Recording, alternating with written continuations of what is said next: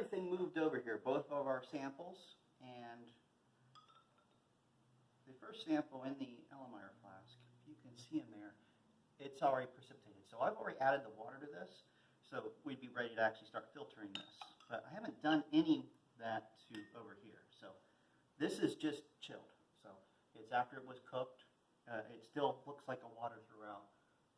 This particular one, I do see a little bit of floaties in there, so there are some impurities.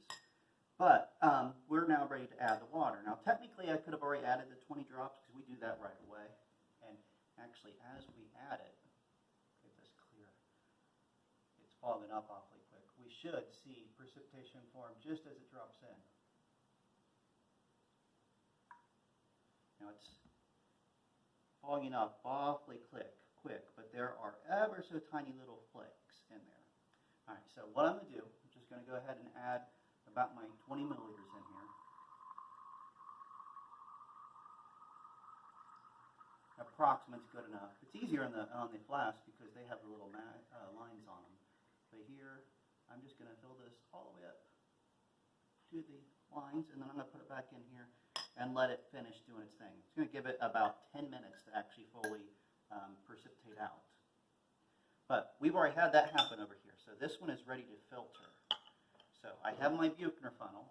Inside here is just a piece of filter paper fitting flat to it.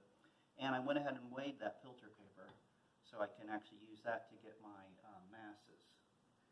And I'm going to turn this on, and I'm going to wet it.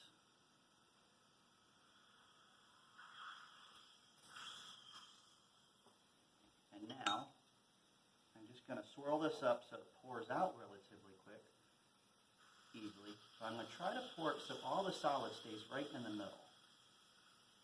Because if it gets to the sides and gets around and underneath that filter paper, you'll get all of your aspirin down at the bottom. And I'm going to keep swirling this because it is selling out relatively quick. And I do want to get as much of that solid over as possible before I even have to rinse. You've noticed it got quieter in here. Had a problem in the prep area where the AC was on a heating cycle and got our chemicals really hot. And of course I called and report that.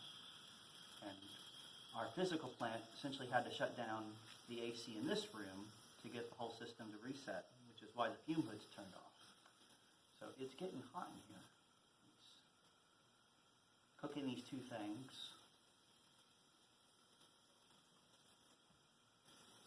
We don't want to rinse this with too much water. We'd be better off to lose it because aspirin is water soluble.